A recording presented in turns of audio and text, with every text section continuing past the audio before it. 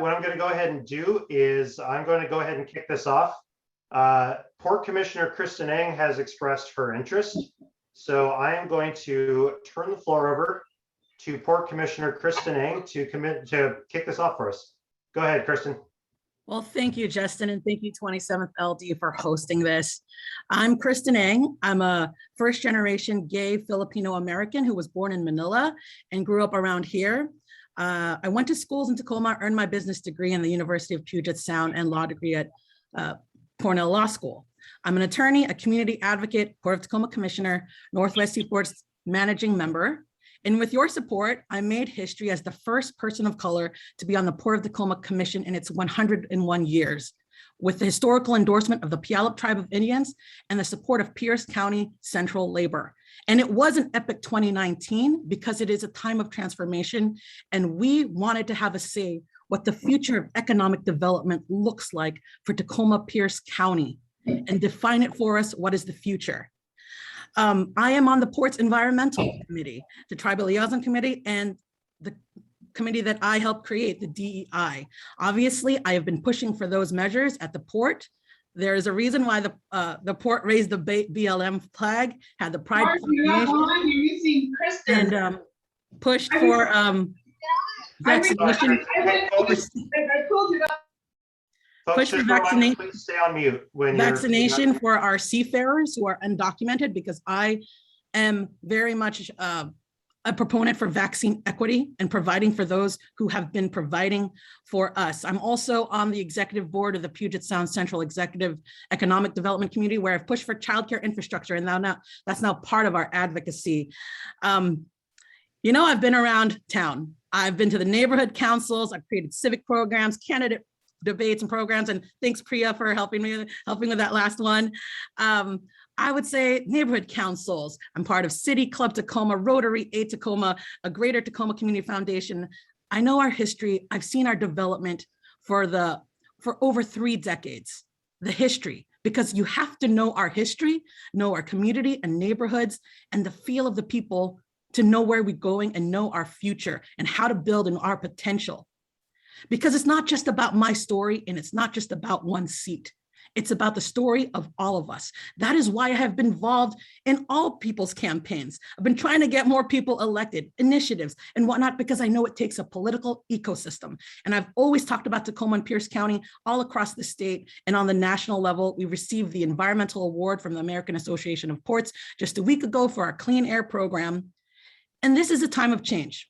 We are going through unprecedented times. It does call for bold leadership and vision. Bold leadership and vision. This time of COVID, I've called it the Great Reveal because it has revealed or magnified the inequities and even exacerbated it. We know that the system has not worked. And this is a time where I think we really need to center ourselves and rethink the entire system and our way of life. I know that sounds very transformational in my view, but for others, they could be scared about change. But we are the change, and change is here. Now it's a matter of how we decide, how we build. What does a wealthy, healthy community look like? What does transit-oriented anti-displacement policies and legislation look like? What kind of city are we building? And who are we building it for? Are we building it for our residents? You must understand this to actually build, because we are laying the foundation. Right now, when everything is in flux, we must center ourselves. We must think of a bold vision, broadband infrastructure, housing, childcare infrastructure, education, a whole child education. We must think from the very beginning, increasing workforce development all the way to high school, over 70%. That was the plan. That's the plan right now of certified trades. For me, it's also about increasing healthcare workforce. That is the other economic engine that the Port doesn't talk about that we have. It's one of the #1 employers in Tacoma. And we need more providers. We need mental health providers. I see a mental health tsunami out there. There was a crisis before, and we are suffering from it. We need to think about what a healthy community looks like. And of course, I'm about transportation and climate. There's a reason why I ran for Port of Tacoma, because I think it can unlock our economic development future. But there is other things in Tacoma. But At the port, obviously, we do need to clean up those lands and put them back to good use. We do need economic development. We do need these jobs. And that is why I am running, is to rethink the whole system. And we do have this platform at the 27th LD because we're very blue. We can take the risk, we can take the change. Thank you. Thank you, Commissioner Ng. Appreciate that. And the question that we're going to be asking, two questions that we're going to be asking for everybody before we open it up to the floor is, one, where in the 27th LD do you live? Don't have to give a specific address, but just general neighborhood or area so folks know that you're eligible to seek the seat. And two, do you plan to stand for election in 2022 should you be appointed to this seat? So if you could answer both those, then we will open it up to the floor. Oh, is that for me? Yep, every candidate. Okay, for me first. I thought you were going to go around. Yep, that's for you. Okay, well, okay, one of the things that has made me nervous is that I have never somewhat revealed where I live because people have sometimes gone after me because of the way I look or because of the stances that I've taken. And that's just the reality. In fact, there's a bullet in my office room right now over here in Central Tacoma. But to me, I go to Red Elm. I'm going to give a hint. I go to Red Elm and I know where the Cavalieros are. And so if you know, do you know where it fucking is? If you've had a banh mi over there, you know where I go. You do. And thank goodness we're making advances on that Rite Aid. Thank you for Kara and the Hilltop Action Coalition. Thank you. And the second question was, do you plan to stand for election in 2022 should you be appointed? You know, this one I first had thought about for a while, and I'm going to say yes, because I think there is a lot to do. There's a lot to lay down for the foundation for the next 10, 20 years. And I want to help our community do so. And some people have questioned like, well, can you do port? Because nobody is able to ever win that position that has a progressive values and environment. And I said, you can. There's a 19th LD state senator who's also a Port of Longview commissioner, and it has benefited his community. So yes, you can be both port and you can be a state senator. It's a lot, and I know, but you know what? I'm willing to take that responsibility and that intensity because I know how important these times are. It's a time of transformation. Thank you. Thank you, Commissioner Yang. All right, folks, from PCOs, we are going to allow up to 3 questions per candidate. So if you have a question that you would like to ask Kristen Ng, please use the raise hand feature and we'll call on you one by one. And again, I am asking that these questions be reserved to voting PCOs in the 27th. And then we will go from there. And I'm going to try to call on people as equitably as possible and equally, so it's not just one person dominating all the discussion. So first hand up I see up is Courtney Love. So she's precinct committee officer for 469. Go ahead, Courtney. Yes, as a bit of a follow-up to your answer just now, are you also going to maintain your are you going to seek re-election in Port as well, or would you in the next round of elections pick one office? And then can you elaborate on let's see, sorry, how having one ally in office is better than having 2 allies in office? Okay, I guess so. It depends. I'm going to answer your last question first, because how is having one ally better than 2? I guess it's kind of like if you think about meetings, sometimes 5 people in a meeting is better than 50. So if you look, I always say the more allies, the better. The coalition building, that's, I work in conservative and Republican places, but I am able to persuade them about the values and the benefits of environmental sustainability, about expansion, about equity. But let's say your question about 1 to 2. Well, it depends on the ally. It's like depending between 1 best friend and 2 acquaintances. Who will be having your back? Who will support you? So it does matter on the type of allies and the type of friendships that you have. And I can see in that scenario where having 1 really great ally could be better than 2 people who are very lukewarm to the ideas and the values that you have. Now, to your first question, when I first won Port, and I won it for the people, I really wanted to win it because of the hopes and dreams and vision for our area. I said, I already committed myself to 2 terms. I thought about that. I learned now that port is actually 20 to 30 years. I've attended these Washington Public Ports Association meeting, and it is older white males that usually have this position, and it is 20 to 30 years, and that's in our 75 ports. And for the transformation to happen, I thought I'd need to commit myself to 2 years. I put environmental stewardship in our mission statement. We are empowering our environmental team, habitat restoration, thinking about really eliminate the call for decarbonization by 2050, and it should be more, laying down that infrastructure. And I thought that was really important to connect our ports to schools, to the people, and that's why I committed myself to the 2 terms at least. And that's why I think I am, if things change, but I am committed to those 2 terms. But I do want to, actually, that's why I talk all over schools and I talk to people all about ports, because I want more candidates. That has always been my wish. And that's why I always speak at First Mile to fund candidates in Pierce County, to flip counties blue, every single thing, and to get more people involved. More the better. And people say they're not qualified. Yes, you are. Nobody thought of me about port in 2017. And now everybody's like, Kristen Ang is port commissioner. It wasn't always so. And that's why I said, you should run. If you have the passion, the drive, and the purpose, you can do it.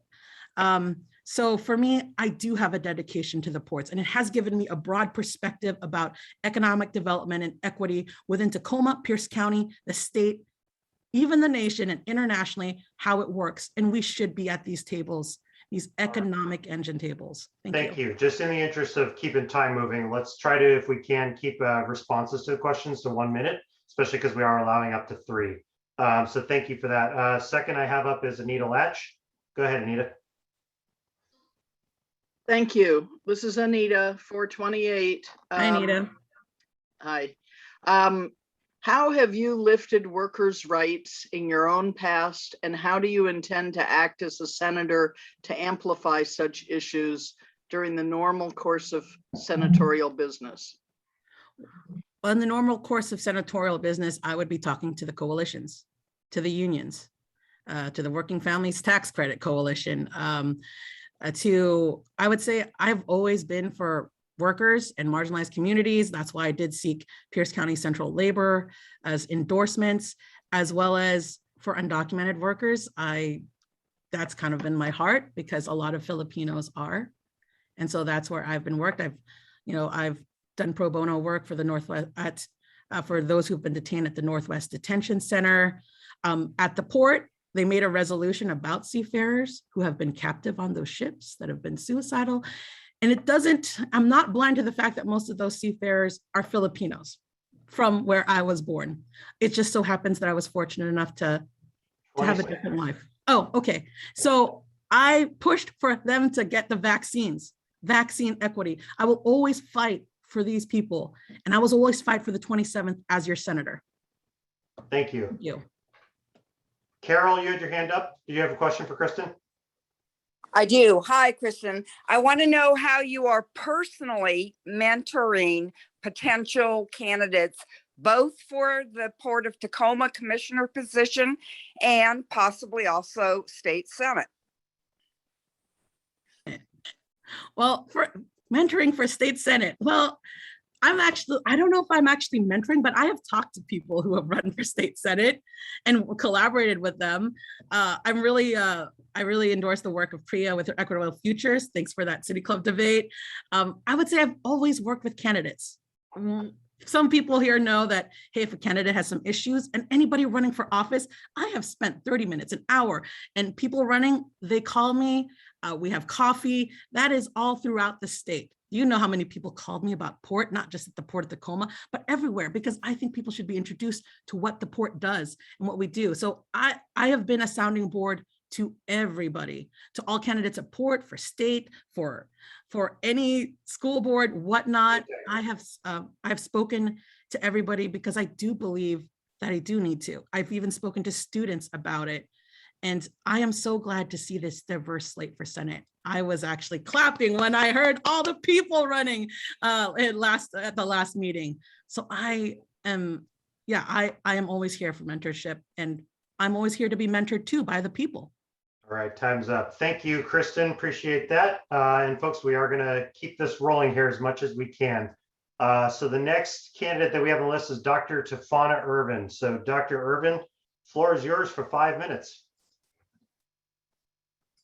Thank you so very much. Well, good morning, and thank you for having us today. As mentioned, I'm Dr. Tafana Irvin, and it is such an honor to be considered for the Washington State Senate representing the 27th Legislative District, a community for which 4 generations of my family have called home.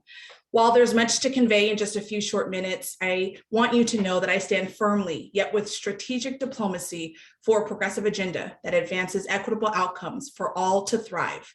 An agenda that will redress the long-standing inequities and unjust practices in our policies of today. So many of our friends, our families, our neighbors have been directly inflicted by the unjust policies, and that is why I'm stepping forward and putting my name in this hat.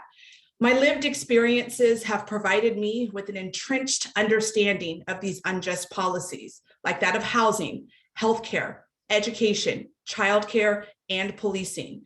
For those of us of color, particularly Blacks in Tacoma, and as an example, during the 80s, we know that access to housing was unjust.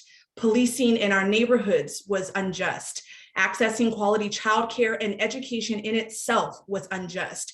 And when I describe these injustices, these critical systems for progression and advancement for all people, I mean resourcing. I mean legislation that implicitly and explicitly kept me and my family from obtaining the benefits of economic opportunity and mobility. And I'd argue it was because of the color of our skin and the blocks for which we lived. 96th and Hosmer, 11th and J, 15th and M, 11th and Pearl, East 40th and T Street, to name a few. You see, growing up in Tacoma, I moved all over this great city, but our moves were not because of greatness, rather because of hardship and trauma. Born into a single mother household who was a victim herself of the system that had failed her as a child, she was left to make a way out of no way, denied time and time again for housing vouchers, even when she and I lived in shelters or couch surfed to survive. The system has penalized families like ours because it lacked the wherewithal to think holistically about the well-being of its residents thriving. The result we see today is a system that prioritizes capitalism over humanity. Natural resources that has been given to us are being marked as a privilege to access, and our systems continue to allow it. This is why I'm ready for the job that Senator Darneal and so many before her have been doing to right these wrongs. This is why you should nominate me for this appointment. During many of my one-on-one conversations with you, I talked about the need to deal with the crises of today. However, I also said that what we do today will have a direct impact on our tomorrow, and therefore we must be thoughtful in the legislation that we write. The issues like climate need to be addressed. The issues of policing must be addressed. Issues of the lack of affordability for housing and childcare must be addressed. I will be the one to address these issues and so much computer for the 10th I've time. embraced the concept of doing legacy work, which implies that while I may not benefit from the laws enacted today, my children and my children's children will. That is the job, and it's the job I know I can do well. I have broken cycles of poverty for my family, though I continue to claw myself out of debt to stay afloat. I have earned the highest degree possible and immersed myself in politics of our system, yet I still need to prove my worth at decision-making tables. I have built my social capital of those who are diverse and incredible, highly regarded individuals throughout this entire country, and I have attempted to live as a role model for all those around me, yet my urban representation still bothers some. But I'm stepping out of the shadow of how those perceive me, and I'm acknowledging my voice. Representative of so many Tacomans, we will be heard, we will be seen, and we will be valued. I'll end by saying I've spent most of my professional life working to change the systems that have wronged me and my family and so many others for many generations. Today, I stand before you asking you to nominate me, Dr. Tafana Irvin, as your #1 candidate for the Washington State Senate, representing the 27th Legislative District. Thank you. Thank you, Dr. Irvin. Same questions for you that I'm asking everybody, then we'll open the floor. One is where in the 27th you are located. Doesn't have to be exact, but just a general area. And do you plan to stand for election in 2022 if you're appointed? Thank you for the question. I live in Northeast Tacoma, and I absolutely will stand to run for the election in both the special session and the general election if appointed. Thank you. All right, the floor is open. We'll take up to 3 questions from each PC or any PCOs that want to ask one. So if you have questions you want to ask, please use the raise hand feature. And I would also ask folks 2 things. 1, please keep yourself on mute when you're not speaking. It's just very disrespectful to the candidates. So if you want to use your raise hand feature, folks, let's make sure we do that. Any questions for Dr. Irvin?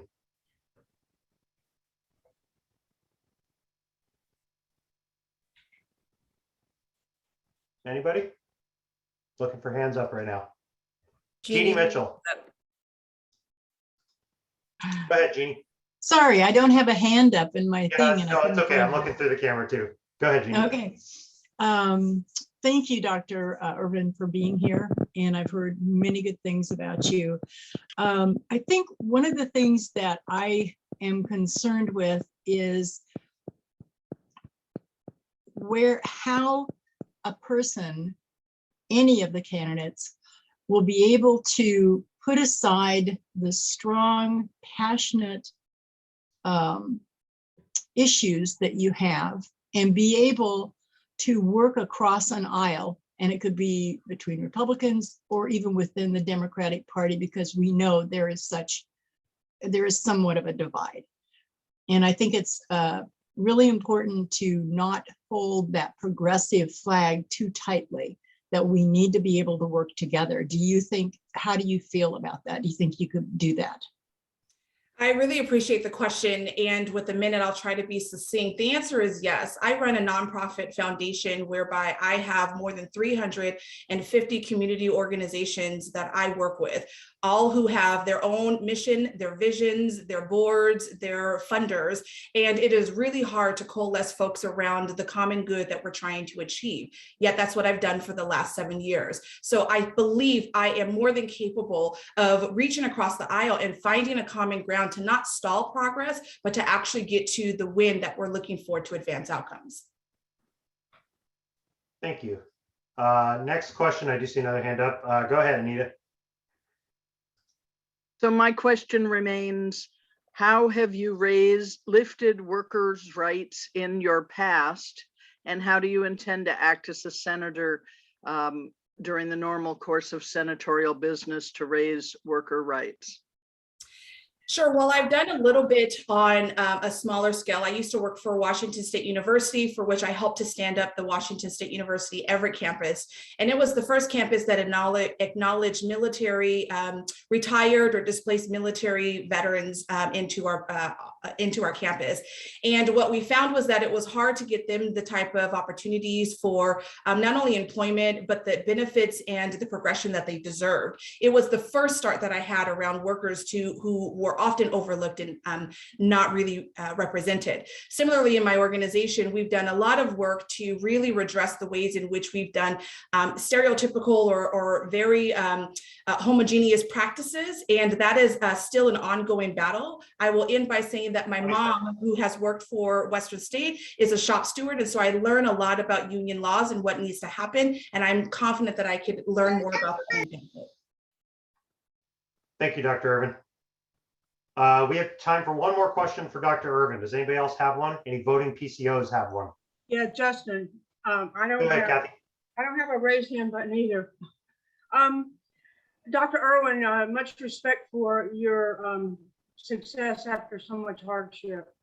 I want to, all these issues that you raise are so important, and Tacoma just has such a huge plate full of really big issues.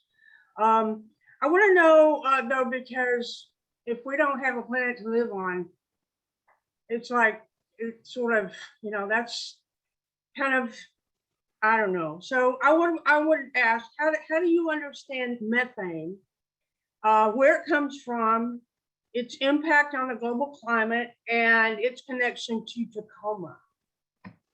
It's a great question, and I'll be the first to admit when I don't know enough about something that I'm going to go after those who are more credible and resourceful than I to better understand and then to act accordingly. Climate is absolutely an issue, and it does need to be addressed. And you're right, the natural resources of our world have really been taken advantage of. So I will do my best to learn as much as I can about the issues that are in front of us and advocate for something that's going to help us in our future.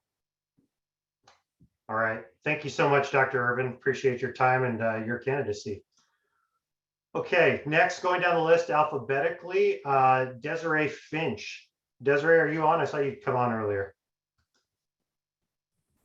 I am on. All right, Desiree, you've got 5 minutes. Go ahead. Well, I am Desiree Wilkins Finch. I am the great granddaughter of a slave who became a sharecropper. And prior to the last 18 months, I struggled a great deal being comfortable in white spaces, specifically in professional settings. I find myself trying to fit in and was performative, demonstrating behaviors that I've been taught and believed were acceptable and would grant me access to opportunity. And as a 6-foot-tall Black woman from the South Side of Chicago, I can remember my mother and my father reminding me to be mindful of my body language, to be mindful of my facial expressions, and to look people in the eye when they were talking. I can remember my mother telling me to hold myself when I walked, to minimize the way my body would move and jiggle and shook, movement that just comes with the culture, so that I wouldn't be put in a place where I'd be over-sexualized or assumed to be a physical threat. My father even had my sister and I memorize and recite Hamlet's soliloquy so we could practice different inflections in the tone of our voice so we could sound educated and articulate and be palatable to white folks. When I think about the lessons that my parents taught me so that I could just have a chance to a good life, I can't help but feel that that's what's motivated me to accept a full scholarship from Lawrence University Conservatory of Music and Flute Performance, finish my bachelor's degree at The Ohio State University, and get my master's degree in leadership from Seattle University. Those lessons my parents, my family taught me is what gives me the strength to sit in white spaces and lead authentically, like sitting on the board for Citizens Healthy Bay, Planned Parenthood Votes, and Tacoma Symphony. That's what gives me the strength to sit at Tacoma Community College Wind Ensemble every Thursday night as first flute. I get to show up in these spaces and be authentically Black and lead, and to stand on the shoulders of great Black women leaders that have come before me, like Senator Tawana Nobles, Representative Melanie Morgan, and Mayor Victoria Wooders, Congresswoman Marilyn Strickland, and Senator Rosa Franklin. That gives me the strength and the confidence to say that I can be and I should be your next senator in the 27th legislative district. I will take who I am as an authentic servant leader to the Senate. Here's why. I want to fight for the people who for the last 18 months have had to struggle. I want to fight for the people who I have organized with and for across this country. Let me tell you about one of them. Let's call her Tamika. Tamika worked for a hospital right here in Tacoma for 20 years, and she would have to take the bus to and from work. And at one point, Tamika fell really, really ill and turned to the place where she worked to receive care, but she couldn't afford to pay for the care, and her employer, this hospital, garnished her wages. As this was happening, the bus lines had been reduced, and at the end of her 2 to 11 shift, she had to walk home 3 miles sick because she couldn't afford the expense of, at this time, taking a cab every night.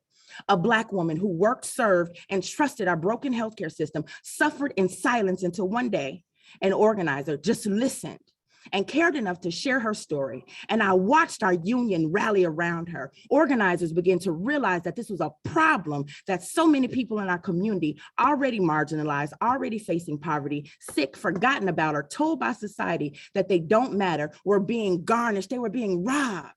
There are people in our community, people that we see every day, we interface with every day, construction workers, plumbers, electricians, janitors, working class people who are working every day just trying to have access to a good life. That's why I'm doing this, because I want to be on the front line for the people who have never felt that there was someone fighting on their behalf, who never felt that there was someone who cared about their story, about their journey. I want to be on the front line to address the humanitarian crisis that is our housing shortage. Rent is entirely too damn high, and tenants have rights as well. George Floyd, Breonna Taylor, Manny Ellis. As the mother of a Black boy that many of you say you adore, I will continue to say their names and fight against the police policies and culture, many of which were founded in slave clothes, and ensure that we make the state of Washington an anti-racist state. Anti-racism, y'all, is about changing policies and systems. These systems were intentionally created, and we must act intentionally to dismantle them. Any form of environmental damage, pollution, it harms communities of color disproportionately. Environmental justice is racial justice. The economy and the environment are not in conflict. Our country can have great union jobs and still be allowed to live long, healthy lives. Yasmin, Priya, Lamont, Kristen, and my good girlfriend, Tafana, I ask you to stand with me as leaders in this community and respectively insist that the top 3 candidates of this vacancy are 3 qualified leaders of color, and make a statement across our district, our state, our country, that equity matters in the 27th. The eyes of the state are upon us. Let us show them who we are. PCOs, I believe that your vote is a statement of your values. Vote Brown and vote for me as your next senator in the 27th legislative district. Thank you, Desiree. Same questions that we've been asking for every candidate so far. Where in the 27th are you, and will you run for election in 2022 if appointed? I saw Janet Thiessen say she's getting grumpy, so I'm gonna keep it short. Roosevelt and absolutely. Okay, we like that. Okay, folks, same thing. We have time for 3 questions from PCOs for Desiree Wilkins Finch. And I know some folks are having trouble with the hand raising, so I'm looking at my camera too. Anybody have questions for Desiree? I see a hand up. Phil Gardner. Yeah, Desiree, could you talk about your view for how we can change our state's upside down regressive tax system? Ooh, that's a big question that I don't think I can answer in 1 minute, but I will say the regressive tax system here in Washington it's disgusting. And we need to have real conversation about how do we fix it? How do we change it? And I know great organizations like Fuse Washington is leading the charge in that. And I want that to be a focus. Let's talk about if we really want to save community, ensure that people in this community have access to resources, people should, who are wealthy, pay taxes. They should contribute the same way we contribute. It's unfortunate that the least of us, the folks who make the least amount of money, have to pay more in taxes. It's disgusting. I feel it. I see it, and I want to partner with community leaders to figure out how do we address it, and how do we just make one step in the right direction to take some pressure off of working class families. Thank you. Time for more questions for Desiree, folks. We can take 2 more. Looking through the cameras Well, right if now. y'all don't have no questions, I'm gonna get out on these Jeannie doors. Mitchell has one. Go ahead, Jeannie. And okay, I'm going to do the same thing, same I asked with Tafana. I know you, Desiree, and but a lot of people may not be familiar with you or worked with you, and I will ask you the same basic question. I am concerned that we have such strong views in our party that sometimes it is hard to work across, even within the Democrats, an aisle. And I just want you to let us know, how do you feel about that? Would you be able to do none of the my way or the highway, but be able to work together, even with the Republicans? Absolutely, it's necessary. You know, we spend so much time talking about the left. We spend so much time talking about the right. Do you know there's an entire group in the middle who we never touch? There's an entire group in the middle that we never access. And so absolutely, it's essential. I can't just be surrounded. And if you know me, you know I do not like being surrounded by a bunch of yes people. I want people to challenge me. I want people to push me. We all need to be pushed as a community so we can get the things that we need, so that folks can just live and have access to basic things. So absolutely, it's necessary. Thank you. And we have 3rd question. I'm going to call on somebody we haven't called on yet. So Adrian, go ahead. Thank you so much for taking my question. My question is, currently children with intellectual and developmental disabilities are segregated from their neurotypical peers beginning at age 3 years old. Parents are told that their disabled children need to attend segregated schools, segregated classrooms, and are routinely denied before and after school care opportunities that non-disabled children enjoy. Without parents who know the laws and parents who can afford attorneys to make schools follow the laws, disabled children and their parents grow up to believe that segregated environments are all they can expect. This results in people being forced into institutions and where isolation is rampant and well documented. People with developmental disabilities experience an unemployment rate of over 80%. As a state senator, what will you do to address isolation and segregation for people with developmental disabilities? Adrienne, I know you and I know your story. And what I would do is make sure everyone knew your story. And I'd ask you to lead the way. I'd ask you to tell me who needs to be at the table to make these changes. I'd ask you to tell me who are the families, who are the stories that people need to hear so we can make those changes so that every child in this community has access to an equitable education. That's what I do. All right. Did that answer your question, Adrienne? You went off camera, honey. Okay. I'm so sorry. I'm dealing with childcare crisis. Okay. So, yes, thank you so much. Okay. I'll probably see some of y'all. I'm at the Eastside Community Center and I'm out knocking doors. So don't slam the door on my face. I'll just wave a handbill, put it on your porch and go on about my day. Thank y'all. Thank you, Vote Desiree. Brown. Thank you, Desiree. All right. Next candidate that we have on the list is Dr. Lamont Green.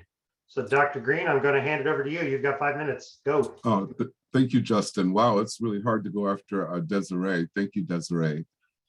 But this coming Monday, October 11th, is Indigenous Peoples Day. And I'm wearing this small orange t-shirt to bring awareness and acknowledgement of the atrocities our Indigenous brothers, sisters, and two-spirit kin face from 1880 all the way to the 1980s, where Native American children in the United States were forcibly taken from their families and relocated to residential schools where they were emotionally, physically, and psychologically abused.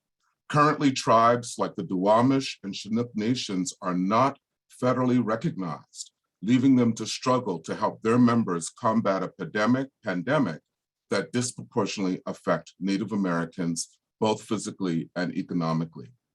Which brings me to the point of why the role of a senator is so important. The job of a senator has 4 key functions: represent the people, inform the public, serve on committees, and introduce legislation. As the co-founder of the Washington State Lived Experience Coalition, and as a community member, I have been doing just that for nearly 20 years at the federal, local, and state levels. The Washington State Lived Experience Coalition was formed August 2018 by a small group of people that have experienced homelessness and currently experiencing homelessness, with the goal of working beyond oppressive structures by unifying our voices, speaking truth to power, and working together to dismantle multi-system barriers impacting people who are experiencing homelessness, involvement in the criminal legal system, and face unmet behavioral health needs. The Washington Lived Experience Coalition is currently organizing in King, Pierce, Snohomish, and Spokane counties, and rapidly expanding throughout our state, and has already made tremendous policy impacts at the federal, state, and local levels.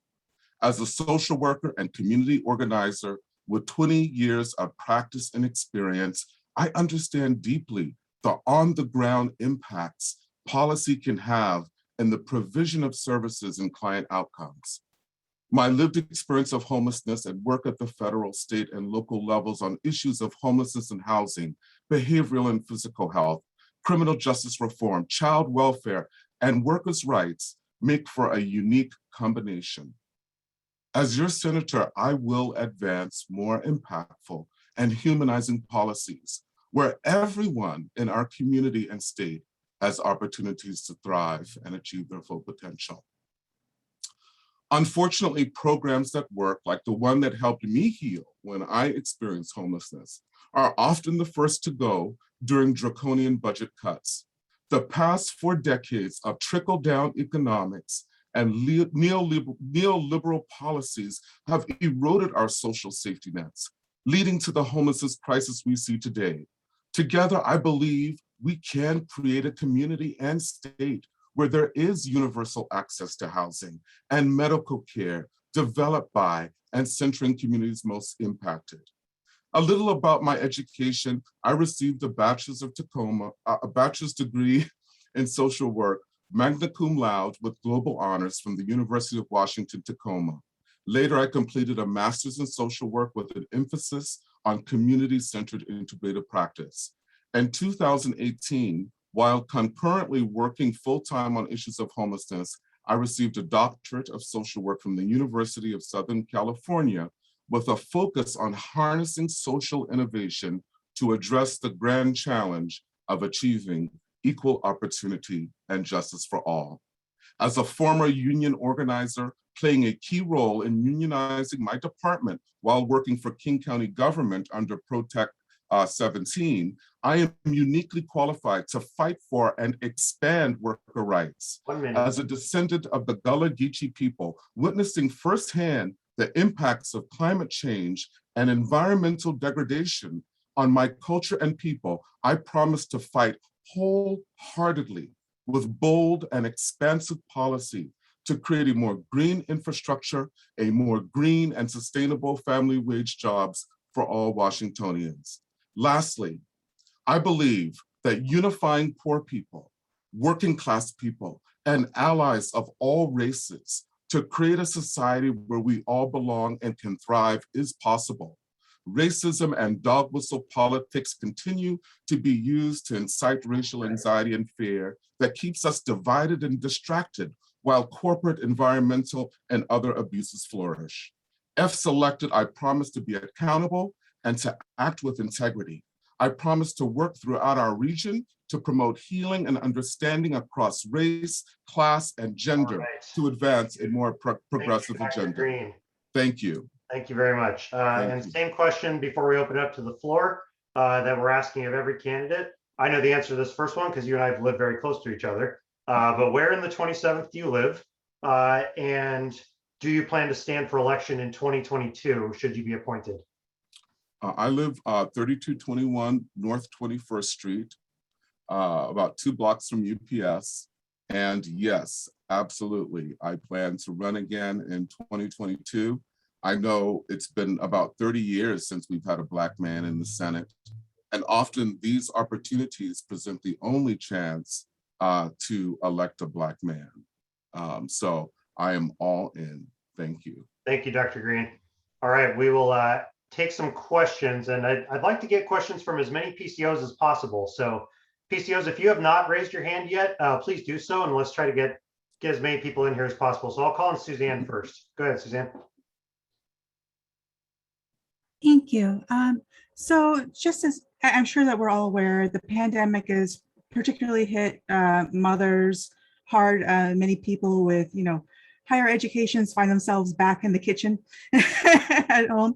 I'm one of them trying to juggle at, working from home and, remote school, yada, yada. What are your plans to help working mothers, working women in this state achieve equity that we sorely need? Well, thank you, Suzanne, for that very important question. Gender justice is so important. And the issues that I've noticed in working with poor and low income families, especially coming out of homelessness, childcare, it's so important. And families that are receiving, food stamps and other governmental assistance and say childcare vouchers, the places that are accepting childcare vouchers are diminishing, making it even more difficult for families. And so as a man and having male privilege, it is important for me to listen to women and mothers and families and their concerns and their strategies and to advocate and fight 20 for that. seconds. Or less, that works. Thank you. Alex Shield. You're on mute, Alex. Hey, Dr. Green. As a former homeless veteran, I really appreciate your struggle and your work. And with that, what would you do? What would you prioritize? What policies would you implement or try to implement in regards to decommodifying housing, bringing down rent, bringing down the cost of living? Thank you. Yeah, that's a huge one. I really like that you say decommodifying housing, because when we look at the tremendous amount of money that we're pouring in housing, even through HUD policy and vouchers and the such, and these are very important and very critical, but how could we be utilizing those funds in a different way to support the public good and to really transfer home ownership and equity to people, instead of getting the landlords even richer, right? And so I'm really a huge, big fan of co-housing. It's very popular in Europe, but I am all for how could we begin to transfer those resources in a way that doesn't necessarily enrich those who have a lot, 20 seconds. but create opportunities for those who have a little. So thank you, Alex, for that awesome question. I need to be less long-winded. No, you're good. You're good. Thank you for showing up and doing this. I'm looking for any final questions here. And again, if you've not asked questions yet, I'm encouraging as many PCOs as possible to ask one. This is an opportunity before next Saturday. Mary Beth, go ahead. Yeah, I just want to ask about, I'm a proponent of Medicare for all, and I know that that's, you know, kind of a national goal, but what would you do in the state of Washington? Did you freeze a little bit, Mary Beth? Are you asking what? You're asking what I would do to? Yeah, for healthcare equity in Washington State. Yes. So I am definitely a big proponent for universal access to medical care. And as a clinical social worker, I worked weekends at the ER emergency department at Good Samaritan Hospital in Puyallup. And I cannot tell you how fragmented and siloed our behavioral health and healthcare systems are, which just magnify inequities. So not only do we need to ensure universal access, but we need to have culturally competent and relevant services for folks that really increase health outcomes. Thank you, Mary Beth, for that question.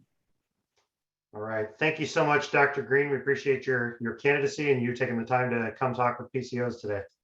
Thank you. Okay. The next candidate I have on the list, going in alphabetical order by last name, is former Tacoma City Council member Anders Ibsen.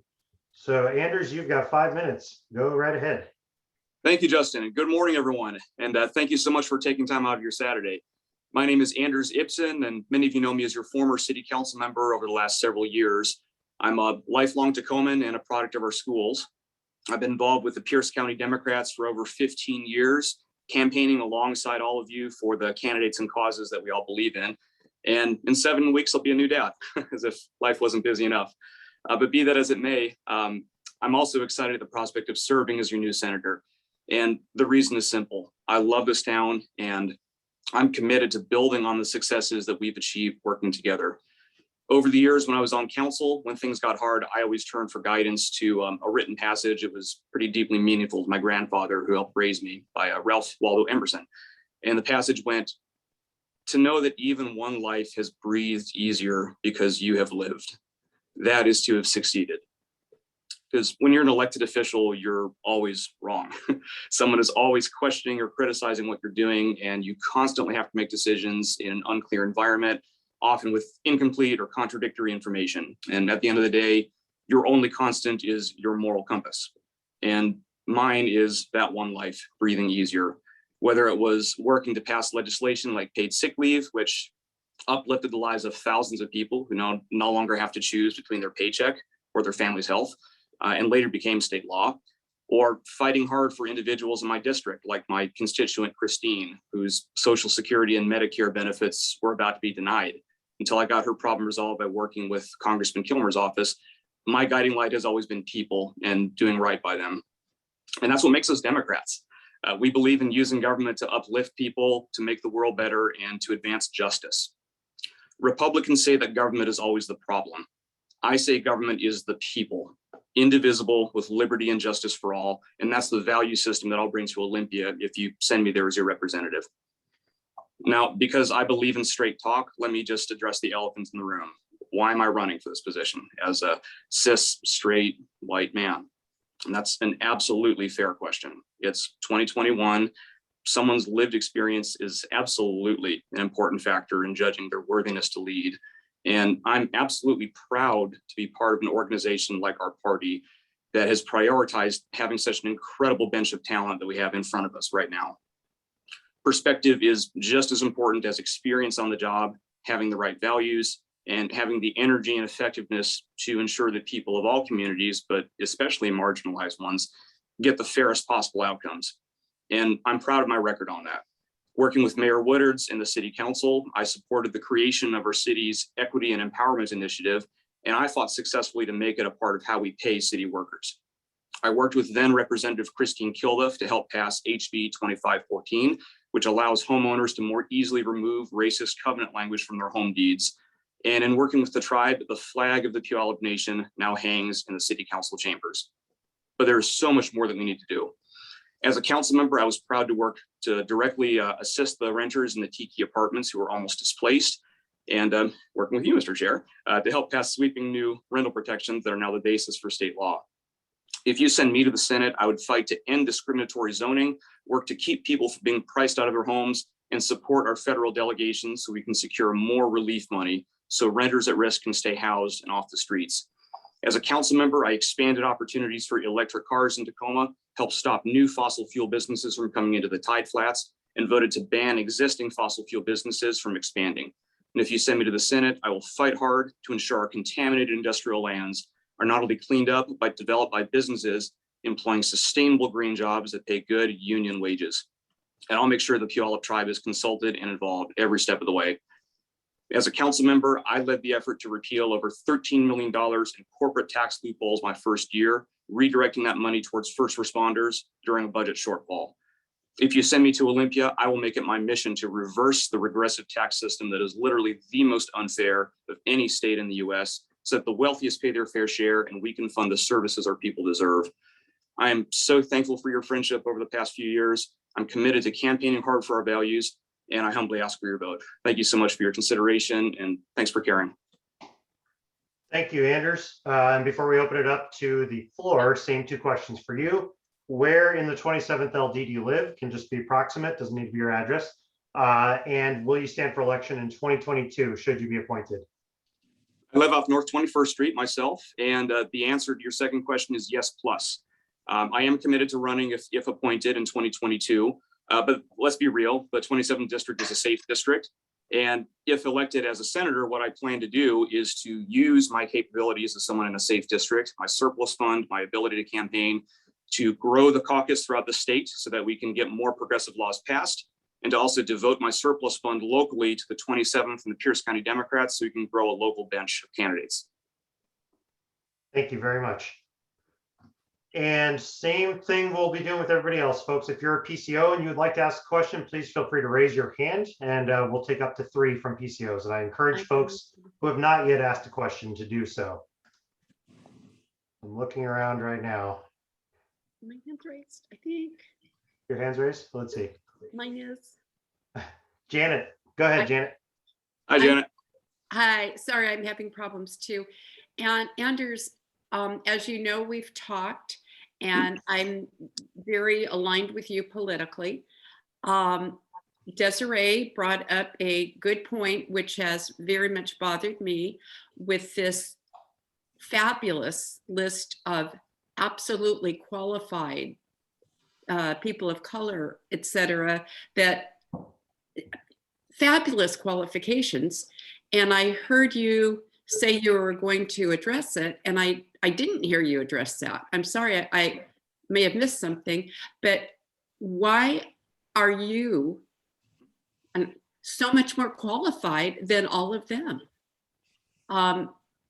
We are the only LD in the area that does not have a person of color. And we have a wealth of talent of people of color here. So I don't understand why, you really are so much better than all of these other candidates. Sure, I mean, that's an absolutely fair question. And maybe to clarify what I was talking about, Janet, I am in no way, shape, or form running against any of the other slate of candidates. I'm not running against anyone. I'm running for our district and to best represent it. It's ultimately up to the PCO's choice. I will always humble myself in front of that choice. Lived experience is absolutely important, among other factors, and I absolutely acknowledge that. What I think my candidacy does have to offer is years of legislative experience. I spent 8 years representing the city of Tacoma, working with the legislature, working with our federal delegation, being ready to hit the ground running, supporting our legislative goals for our community and listening to the people most affected, I think is a relevant skill. But ultimately, Janet, it's your and the other PCO's choice. And regardless of who wins, I'm backing the Democrat, be that myself or whoever is nominated. Thank you. Thank you. Thank you. Thank you so much. Any other questions from PCOs for trying to see the hand raise feature? Hey, Suzanne, I see you. Go ahead. Hi, sorry, I don't want to monopolize time here. No, A couple of questions about income equality and your background. You're talking about experiences versus perspectives, experience in office versus perspective. I have concerns about your past history on the minimum wage vote that came down in Tacoma, like where you stood, you kind of flip-flop back and forth. And I know we shouldn't be, some people are saying we shouldn't be waving the progressive flag, but not waving it means that the marginalized stay marginalized. So my other question is, so question one, minimum wage. Two, sick leave, you mentioned. At maximum, it's 52 hours of sick leave per year, is my understanding. As a soon-to-be new dad, congratulations. How often do you think babies get sick per year in their first year? Okay, and I appreciate that. As for the minimum wage, to answer your first question, I did support what the actual committee that we appointed on the minimum wage proposed, which was the $15 amount. And unfortunately, we didn't have the votes. And I mean, to the point of one of your colleagues, Jeannie Mitchell, part of being an elected official and being a representative means that you do wave the flag insofar as you lead, you put issues out there. But at the end of the day, if given the choice between being a flag waver or being someone who gets something done, my choice is always to get something done, to make sure that people can measurably benefit themselves in their lives and that people live better. Was it perfect? Absolutely not. I was actually very disappointed by how more we could have done. And the state initiative at least built on that. And as a senator, I would absolutely work to build on that, as well as strengthening the paid sick and safe leave. And that's exactly the same answer to your question. That's not an ideal. It's a step in the right direction, but there's a difference between having ideals and pushing with fervor and being a leader, and being a rigid ideologue that can't be pragmatic enough to get something across the finish line. And so it's striking that right balance. But I've always respected your passion, Suzanne. You were an excellent advocate during that time. I really appreciate you stepping forward as a PCO in this process. And it's all about striking the balance between leading and also getting something accomplished and just getting the votes to win. Thank you. We have time for one more question for former Councilmember Ibsen, and I'm encouraging again any folks who are PCOs who have not asked a question yet. Any other questions here? Yeah.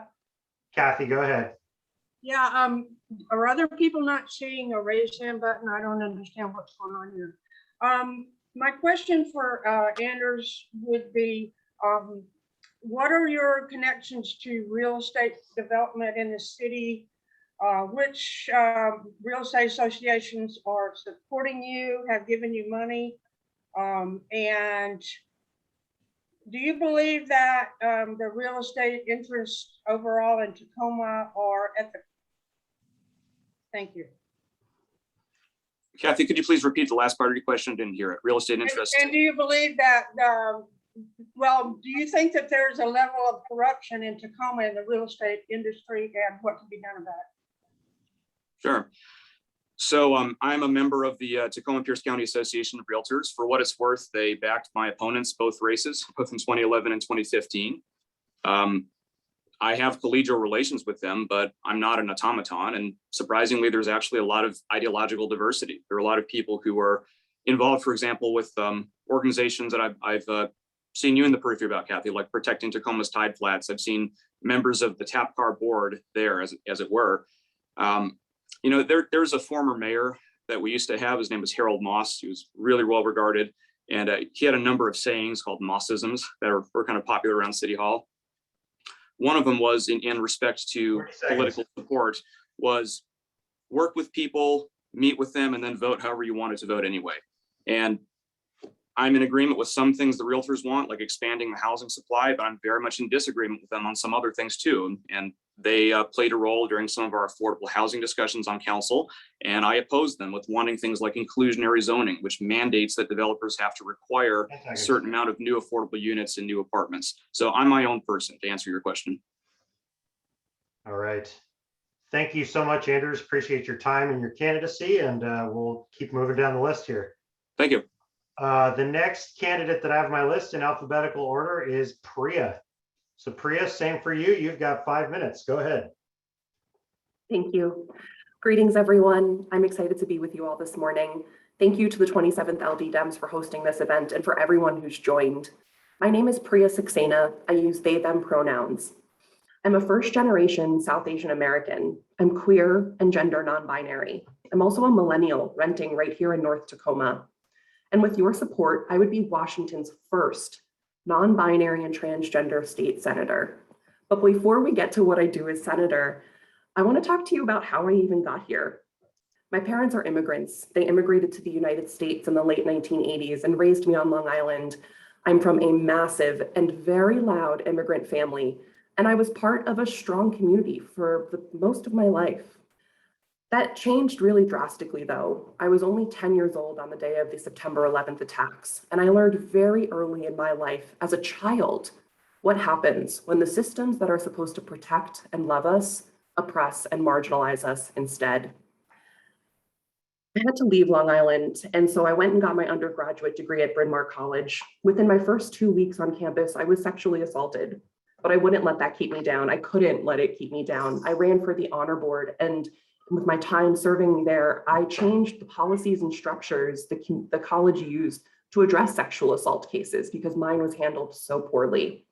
I did also go to class and study, I promise. I majored in urban studies and minored in political science and brought those skills with me to Washington, D.C., where I worked as a public policy research analyst at the Urban Institute. I was a qualitative researcher, not just a number cruncher. I focused my time on housing and homelessness, food insecurity, and workforce development. And I gathered stories from around the country and amplified them, bringing them to change makers so that they could build a more equitable future. It's also in DC where I met my partner, Seth Dawson, who grew up in Tacoma. And from there, we moved to Seattle, where I got my master's in public administration at the University of Washington, focusing on leadership and governance. As soon as we graduated, we moved home to Tacoma because it was something we wanted to do as soon as we met in DC. And in Tacoma, I immediately got involved in community. I supported mutual aid efforts, and I serve on the Heal the Heart Initiative core coordinating team, where I work with City Council and the Mayor's office through a community-based initiative on developing an anti-racist city so that we can all live in the compassionate Tacoma we hope for. This is what I do with my small business every day. I work with local governments, foundations, and nonprofits to dismantle white supremacy culture, uproot the inequities that are in their systems and culture and policies. And that's exactly what I want to do as your senator. I am a bold progressive. I am a dedicated community member, an anti-racist, abolitionist, and systems thinker. The 27th deserves a senator who understands the urgency of the multiple crises we are facing, as well as the complexity of the systems that are holding back our progress. That's me.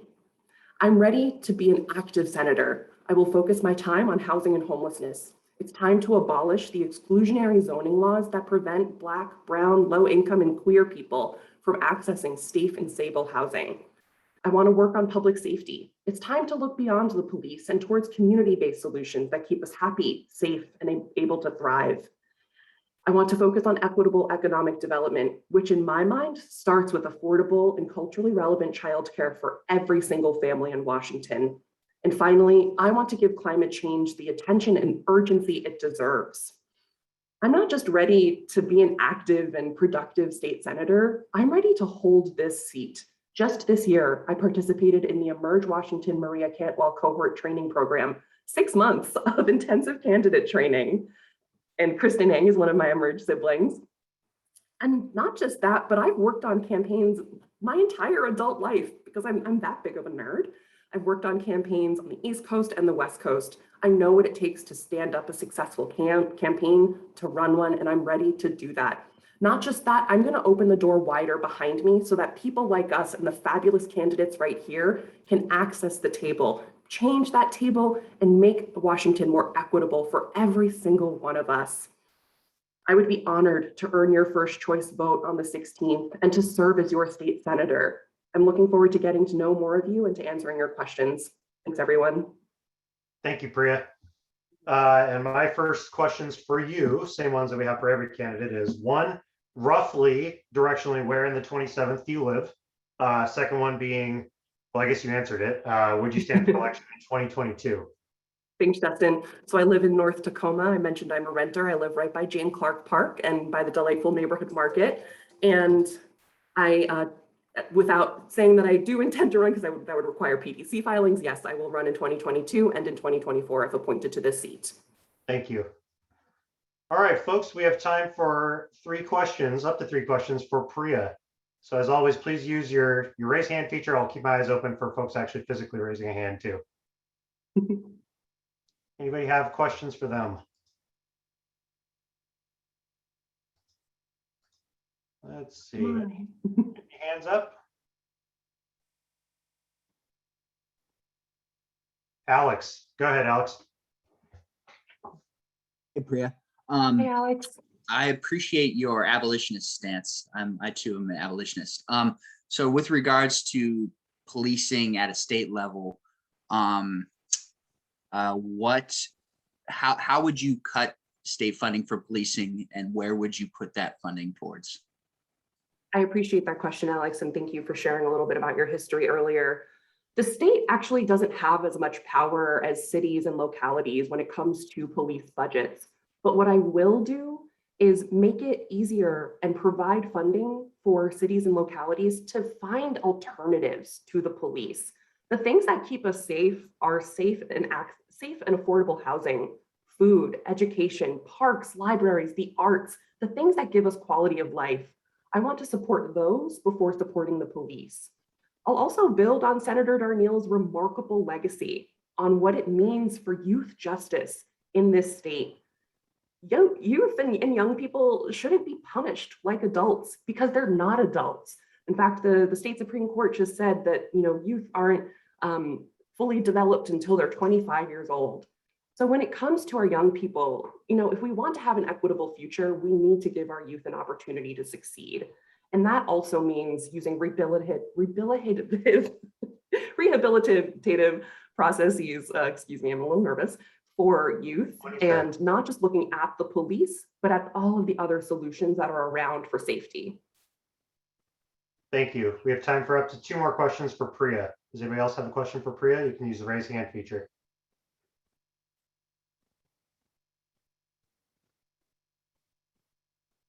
I do see another one. Okay, Courtney, go ahead, Courtney. Yes, thank you. Can you talk about your experience with starting a business and why you were motivated to start the business you did, but then also as maybe a little bit of your relationship with labor and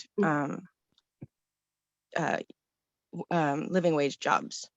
Absolutely. Thank you, Courtney. So I founded Equitable Future in 2019. My partner, Seth, and I only had $450 in our bank account when I started my business.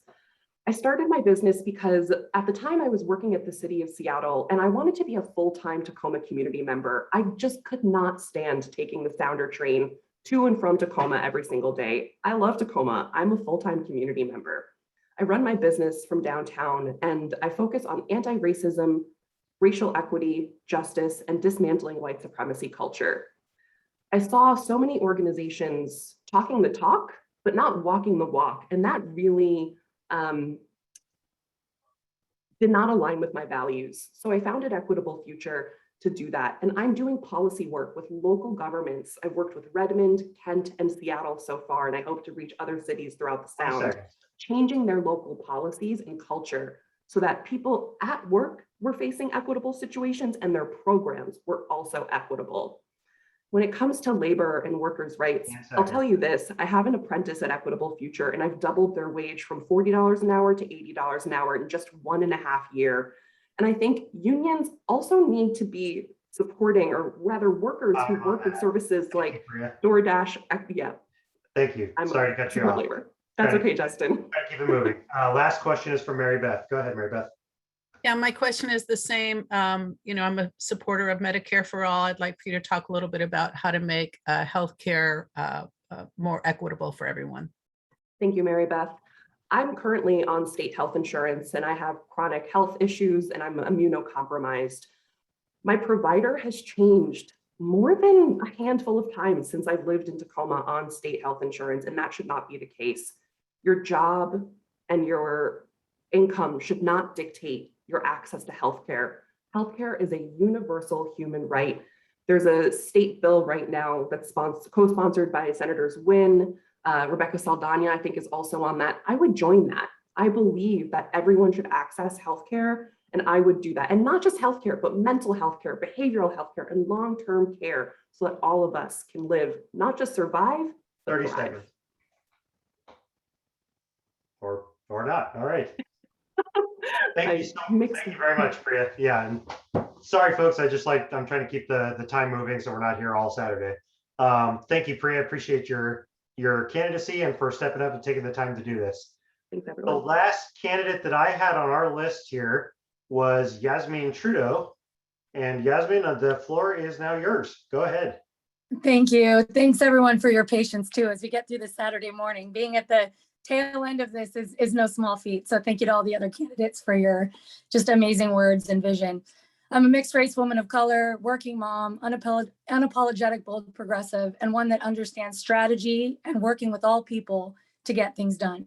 Because I don't draw my passion for politics or policy from talking points. I draw them from my lived experience.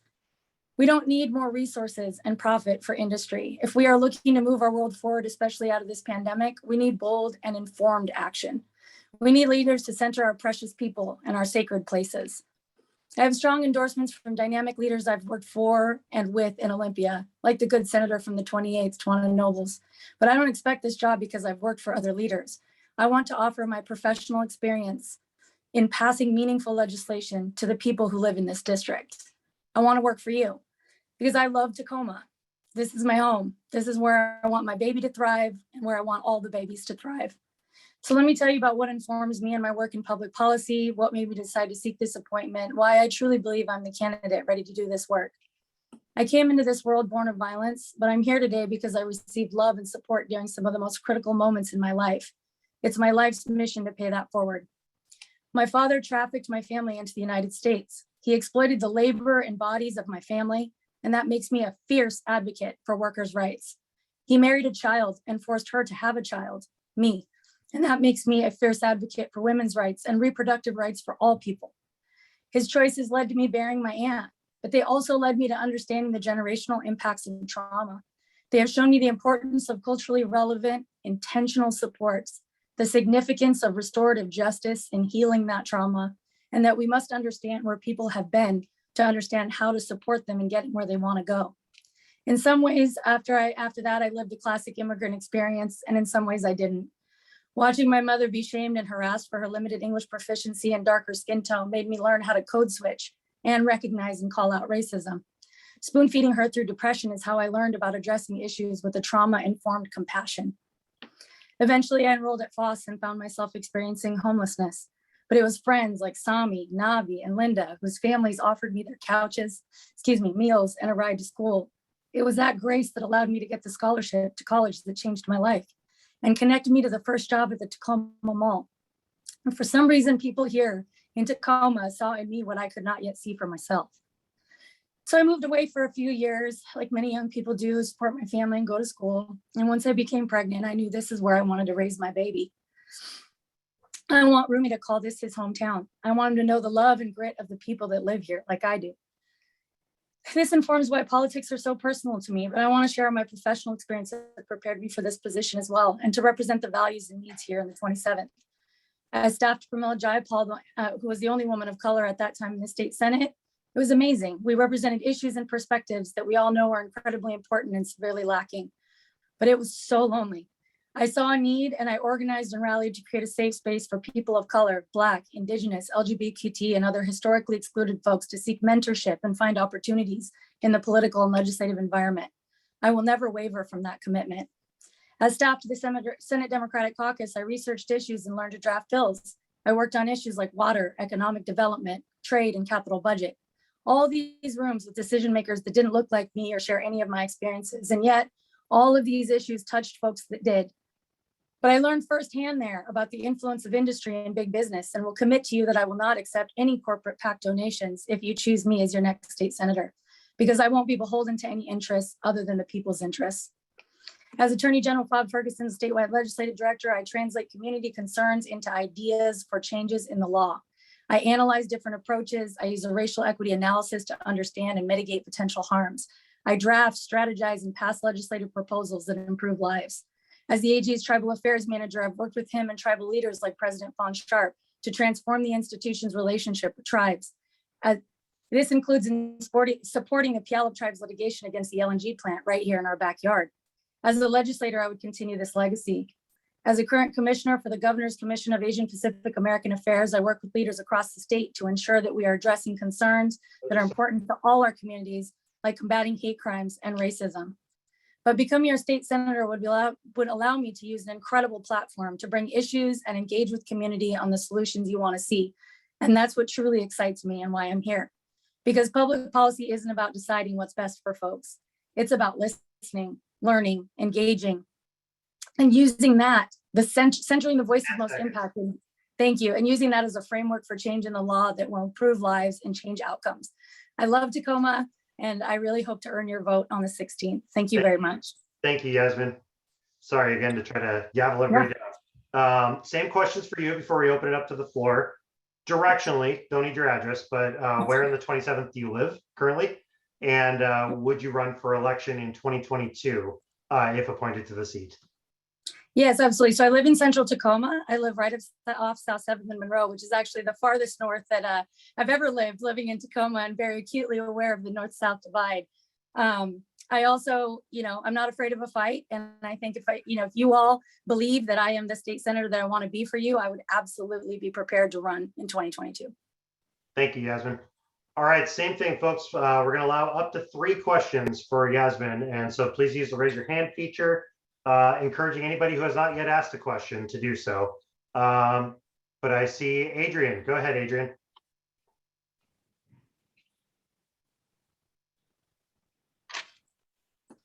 Thank you. Can you hear me? Yep. Yeah. Hi, Yasmin. As you know, students with disabilities represent about 12% of students in public schools, but 58% of students placed in seclusion or involuntary confinement. There are also 75% of students physically restrained at school and make up about 25% of students arrested and referred to law enforcement. Segregated children end up in segregated environments throughout their adult life. What will you do as a senator to ensure that disabled children, especially disabled children of color, who disproportionately experience abuse and segregation, don't become adults who experience abuse and segregation? Thank you. Adrian, I really, really appreciate that question. This is very personal for me. I have a younger brother who just started high school, and he is a young man of color with disabilities, both physical and cognitive. So I center my thoughts and my feelings around what I want to see for him. What is the future that I want to see for him? And I believe that also means calling in folks that are most impacted, like, advocates like you, but also folks with disabilities themselves. I would start by saying that, people with disabilities are friends and our community members. My brother has changed my life in many ways. We don't segregate him in our home. We don't isolate him when we go out to eat. We don't, and so I believe that that's the same approach that we should be taking. And I think we should be working with educators who are under-resourced, and not really given the opportunity to expand their classrooms in a way that I think it allows everyone to be their best selves. So I think it's twofold. I think it's listening to folks with disabilities. I think it's drawing from the love and compassion that I have for my brother, and working with educators to figure out what they need to get that done. Thank you, Yasmin. I see Kit has his hand up. Kit has not asked any questions yet. Go ahead, Kit. Yeah, my question is, I noticed you mentioned something about corporate influence in crafting legislation, and based on my understanding and your endorsements working with the various legislatures and the Attorney General, could you comment a little bit more just about one of my big concerns is corporate legislation and subverting kind of the will of the people, if you would? Absolutely. So I can tell you about one specific policy I've worked on related to data privacy. For the past 3 sessions, there's been a tech industry drafted and supported bill that says that it will protect consumers' data rights, but it is definitely driven by the interests of tech. And with the Attorney General's platform and support, we have been able to work against that bill, against industry, and I found myself across the table from millions of dollars worth of lobbying suits. I'm unafraid to take those interests on. It's what I've done in my position now. So that's a specific policy. But I think what I've witnessed in Olympia and what I try to say in my remarks is the way that those policies create loyalties, right? They sort of create some kind of obligation or responsibility to the folks that donated money to you. And that's just not something I'm about. I won't accept money that comes with that. Yeah, that's it. Full stop. Thanks, Justin. Thank you. Looking for other hands up.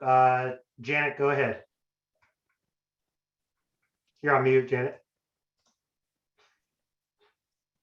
Sorry, I'll be quick because I asked a question, but Yasmin, I went to Yasmin, ask you to, we're Democrats, we disagree kind of, about different things. Okay, we disagree a lot. What would you do to unify various parts of the party? Thank you, Janet. And yes, we disagree. I think disagreement is healthy. Debate is healthy. So that's a part of the reason I'm proud to be part of this party. But, honestly, I really have been filled with a lot of hope and gratitude here in the 27th, because I think we agree a lot on the what. I think where we disagree sometimes is the how. And honestly, I'm all for using all tools and perspectives to get things done. I think we need to be strategic on how we deploy them. And I have learned that but issues, I think we truly are in alignment in terms of wanting to do good for our people. So leaders, they don't need to be in the business of shaming tactics. There are times when it's good to call things out and call people out. There are times when we need to be dynamic and strategic and call people in. And to me, I would like to bring all of those tools and perspectives and figure out how to best serve all the dynamic debates and discussions that we'll continue to have in our party and here in the district. Thank you, Yasmin. Okay, so with that, I'm at the end of the list of candidates who have expressed interest. Now, as a reminder to everybody, to be a candidate, there's no application process, anything like that. It is literally a matter of whether a PCO nominates you at the meeting next weekend that's going to be conducted by the party. So with that being said, these are the folks that have expressed interest, they express that they're going to seek that appointment, but others can emerge. So this is not a final list, and others could also decide that they're not going to pursue it. So before we wrap this up, are there any other folks who would like to be considered who would like to have 5 minutes to talk? If so, you can let that be known here. Totally okay if not too, but just want to make sure that everybody has that opportunity. Looking for hands. I don't see any so far. Okay, so just as a quick reminder, if you are a PCO, you should have been contacted by the state party with details for how to log into the meeting next weekend. That meeting will also be public. If you didn't receive that, please let me know and I'll make sure that the party gets that to you. And then if there's any other questions about anything, as always, me as the LD chair, feel free to reach out. Again, I will not be conducting the meeting next weekend. The state party will chair that, and I will be voting on the floor as a PCO with the rest of you. So with that, I do want to say thank you to every single candidate who attended today, who's put themselves forward, who's given folks great options. This is an amazing slate of people. And I'm thankful to every single person who stood up to do this. So I know we have a big meeting ahead of us next weekend, so we'll go ahead and call this for the day here. But if you have any questions, please feel free to let us know. And otherwise, we will see you all next weekend. Have a great weekend, everybody. Bye, everyone. Thank you, Justin. Thank you.